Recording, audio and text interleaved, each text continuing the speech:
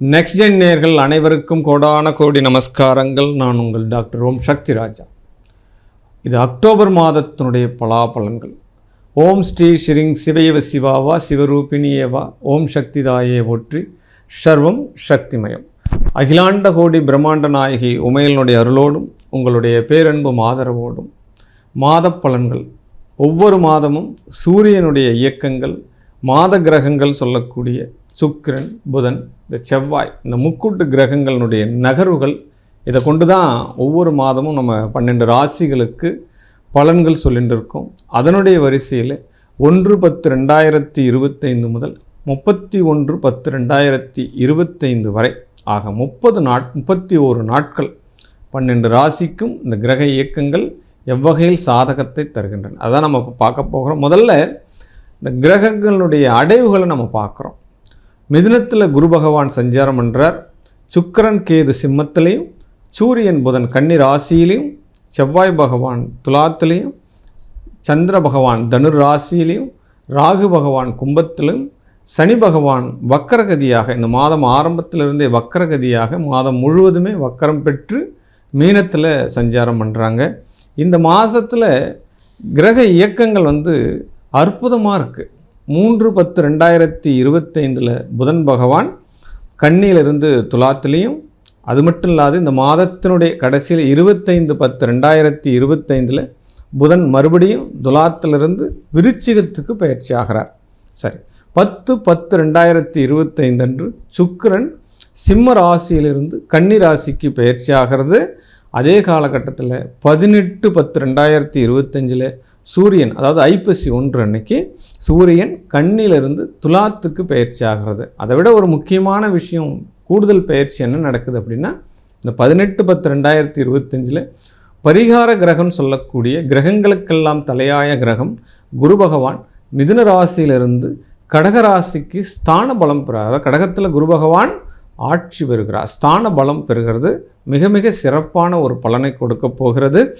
28, அதாவது இந்த மாதத்தினுடைய இறுதியில் 28/10/2025 அன்று செவ்வாய் பகவான் துலாம் ராசியிலிருந்து தன்னுடைய வீடான விருச்சிகத்துக்கு ஸ்தானம் பெறும். அப்போ குரு பகவான் ஸ்தான பலம் பெறுறார், செவ்வாய் பகவான் ஸ்தான பலம் பெறுறார். இந்த காலகட்டத்தினுடைய சிறப்புகள், ஏனைய சிறப்புகள் என்ன, எந்த வகையில் ஏற்றம் பெறப்போகிறீர்கள், எல்லா வகையிலும் சாதக பலன்கள் என்ன, பாதக பலன்கள் என்ன, இதெல்லாம் முழுவதுமாக இந்த வீடியோ தொகுப்பில் நம்ம பார்க்கலாம். வாங்க. கும்பராசி என்பர்களே, உங்களுடைய ராசியாதிபதி வக்ரம் பெற 2ஆம் இடத்துல ரொம்ப ரொம்ப கவனம், பேச்சுக்களில் கவனம், தொழில் ரீதியான கவனம் வேணும். கும்பராசியில் ஒருத்தர் குடும்ப நண்பர் இருக்கார் அப்படின்னா ரொம்ப வார்த்தைகளில் கவனம் வேணும். ஆமாம், மனைவியாக கும்பராசியாக இருந்தால் கணவன்கிட்ட விட்டு கொடுத்து போகணும். பிள்ளைகள் கும்பராசியாக இருந்தால் தந்தை சொல்லுக்கு கண்டிப்பாக மரியாதை கொடுக்கணும். உங்களுடைய பேச்சுக்கள் இப்போது என்ன பண்ணணும்னா அசௌகரியத்தை கொடுக்கும். ஆமாம், நீங்கள் உங்களை அறிந்து பேச மாட்டீங்க, நீங்கள் பேசுகிறது சரின்னு நினச்சிட்டு பேசுவீங்க, ஆனால் அது நடைமுறைக்கு ஒத்து வராத பேச்சுக்களாக இருக்கும். இந்த காலகட்டத்தில் ரொம்ப மௌன விரதம் இருக்கிறது சிறப்பு. வாரத்தில் ஒரு நாள், மாதத்தில் ஒரு நாளாவது நீங்கள் என்ன பண்ணணும்னா மௌன விரதம் இருக்கணும். இந்த வக்கர நிலைகள்லாம் மாறும் பொழுது 6ஆம் இடத்துக்கு குரு போகிறார், ஸ்தான பலம் பெறுகிறார். 6ஆம் இடம் 8ஆம் இடம் பலம் பெறுகிறது அப்படின்னா அப்போ தான் அவனுடைய தன்மையே அவங்களுக்கு தெரியும். நம்ம யார், நம்ம என்ன பண்ணுறோம், நம்மளுடைய நிலை என்ன அப்படின்ற ஒரு விஷயங்கள் எல்லாம் உங்களுக்கு புலப்பட ஆரம்பிக்கும். இப்போ புதுசாக ஒரு யுக்தி கையாளுவீங்க. கடன்கள் உயர்வு பெறும். ஏதாவது கடன் வாங்கி செய்யலாமா, கடன் வாங்கி பிஸ்னஸ் பண்ணலாமா, அந்த விஷயங்கள் எல்லாம் உங்கள் மனசில் ஆக்கிரமிக்கும். அதாவது ஏற்கனவே நிதி சார்ந்த தொழில் இருக்காங்க இல்லையா, வட்டிக்கு கொடுக்குறவங்க, ஃபைனான்ஸ் பண்ணுறவங்க, இவங்களுக்கு எல்லாமே நல்ல டபுள் இன்க்ரிமெண்ட் கிடைக்கும். வட்டிக்கு மேலே வட்டி கிடைக்கும். அதே காலகட்டத்தில் வம்பு வழக்குகளும் வரும். அதெல்லாம் சமாளிக்கக்கூடிய திறன் கிடைக்கும். அதுதான் ரொம்ப ரொம்ப முக்கியம். இந்த காலகட்டத்தில் கும்பராசிக்கு சீக்கிரம் உயர்வாகணும் அப்படின்ற ஒரு மனசில் ஒரு வைராக்கியம் வரும். எப்படி ஒரு 3 மணி நேரத்தில் ஒரு திரைப்படம் பார்த்தோம்னா சூரியவம்சம் மாதிரி உயர்றாங்களோ அந்த மாதிரி நம்ம உயரணும் அப்படின்னு சொல்லிட்டு படுத்துக்கே கனவு காண்றதுக்கு கொஞ்சம் நேரம் எடுத்துக்கும். பட் இருந்தாலும் ஷார்ட் ரூட்டில் வருமானங்கள் வரக்கூடிய துறைகள் எல்லாம் உங்களுக்கு டைப் ஆகும். ஆனால் அதில் வந்து போகக்கூடாது. ஏன்னா 6ஆம் இடத்தில் குரு, ஊரிலே பகையாகும். ஏன்னா ஸ்தான பலம் பெறுகிறார். அந்த பாவகாதிபதி அந்த பாவகத்தினுடைய தன்மை உங்களுக்கு கொடுப்பார். அதனால் ரொம்ப கவனமாக வேணும். யாரோ ஒருத்தர் செஞ்ச வேலைக்கு நாம் பழி சுமக்கிற மாதிரி சூழ்நிலைகள் எல்லாமே நடக்கும். நண்பர்கள் வகையில் ஜாக்கிரதையாக இருக்கணும். ஏன்னா 7க்குரியவன் சூரியன் நீச்சம் அடைகிறான் பாக்கியஸ்தானத்தில். அப்போ தந்தையினுடைய உடல் ரீதியான மருத்துவ செலவுகள் நடக்கும். தந்தைக்கு உபகாரம் நடக்கும். தந்தைக்கு ஏதாவது ஒரு காலகட்டத்தில் ஆப்ரேஷன் நடக்கிறதுக்கு உண்டான சூழ்நிலைகள், அறுவை சிகிச்சைக்கு அடிபடுவதற்கு உண்டான சூழ்நிலைகள், வயிறு சார்ந்த ரோகம் நடக்கிறதுக்கு, அப்போ சிறுநீர் கோளாறுகள், இந்த விஷயங்கள் எல்லாம் நடக்கும். இதெல்லாம் கொஞ்சம் பாதுகாப்பாக இருக்கணும். செலவினங்கள் கண்டிப்பாக உண்டு, அதில் எந்த மாற்று கருத்தும் கிடையாது. ஆமாம், இந்த காலகட்டத்தில் ஏதாவது பயணம் பண்ணுறீங்க அப்படின்னா ரொம்ப கவனமாக பண்ணணும். ஆமாம், அதுவும் நீங்கள் விமான பயணம்லாம் பண்ணும்போது ரொம்ப ஜாக்கிரதையாக பண்ணணும். அப்போ போகக்கூடிய நாள், நட்சத்திரம், நம்ம நட்சத்திரத்துக்கு சாதகமாக இருக்கா, இதெல்லாம் நடக்கணும். ஆனால் போன காரியத்தினால ஜெயமாகுமா அப்படின்னா அதெல்லாம் கேள்விக்குறி தான். ரொம்ப அலைச்சல் உண்டாகும், தொழில் ரீதியான அலைச்சல் உண்டாகும்.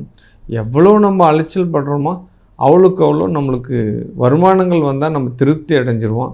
வருமானத்துக்கும் செலவுக்கும் நிகராக இருக்கும் இந்த மாதத்தில். இருந்தாலும் பிள்ளைகள் கொஞ்சம் செலவு வைக்கிறதுக்கு உண்டான சூழ்நிலைகள் எல்லாமே நடக்கும். டாக்குமெண்ட் சார்ந்த விஷயத்தில் ரொம்ப ரொம்ப கவனமாக வேணும்.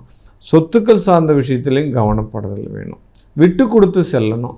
2வது திருமணத்தில் யோகம் கிடைக்கும். முதல் திருமணம் பண்ணுறவங்க கொஞ்சம் யோசித்து பண்ணணும். முதல் திருமணம் நடக்குது, முதல் பொண்ணு பார்க்குறோம், மாப்பிள்ளை பார்க்குறோம் அப்படின்னா 1க்கு மேற்பட்ட முறை இந்த காலகட்டத்தில், இந்த மாதத்தில் ஜாதகங்கள் சர்ச் பண்ணுறது முதல்ல சிறப்பு. ஆமாம், அதே காலகட்டத்தில், இந்த காலகட்டத்தில் கும்பராசியில் இருக்கக்கூடிய குடும்ப தலைவி, குடும்ப தலைவன்களுக்கு நிதி சார்ந்த நெருக்கடி வர்றதுக்கு உண்டான சூழ்நிலைகள் இருக்குது. அதனால் என்ன பண்ண போகிறோம், ஏது பண்ண போகிறோம், கூடுதலான செலவுகள் உள்ள எதிர்பார்க்காத செலவுகள். நம்ம ஒரு கட்டம் போட்டு திட்டம் போட்டு தீட்டி வச்சுருப்போம். இருந்தாலும் அதெல்லாம் உடைக்கிற மாதிரி புதுசாக ஒரு செலவு வந்து தவிர்க்க முடியாத செலவுகள் வரும். கடன் வாங்கியாவது அந்த செலவுகளை நம்ம செய்ய வேண்டிய சூழ்நிலைகள் எல்லாமே கிடைச்சிடும். கண்டிப்பாக வாகனத்தில் போகும்போது கவனம். புது வீடு கட்டுறவங்க, புது வீடு வாங்குறவங்க இதெல்லாம் கவனமாக வாங்கணும். குறைபாடு உள்ள மனை, வாஸ்து குறைபாடு உள்ள வீடு அமைவதற்கு வாய்ப்புகள் நிறைய உண்டு. இதெல்லாம் கவனமாக இருக்கணும் அப்படின்னு சொல்லப்படுது. அதே காலகட்டத்தில் உங்களுக்கு திடீர் அதிர்ஷ்டங்களும் உண்டு அப்படின்னு சொல்லப்படுது. யாராவது ஒருத்தர் வந்து ஒரு பணத்துக்கு 2 பணம் மாத்திரம், ஏன்னா இல்லீகல் பிஸ்னஸ் எல்லாம் உங்களுக்கு டைப் ஆகும். அப்போ புதையல் இருக்குது, லாட்ரி இருக்குது, அமானுஷ்யங்கள் இருக்குது. இதெல்லாம் வந்து உங்களுக்கு ஏக பலன் கொடுக்கும், திடீர் உயர்வுகளை கொடுக்குன்ற மாதிரி ஆசை வார்த்தைகளை சொல்லுவாங்க.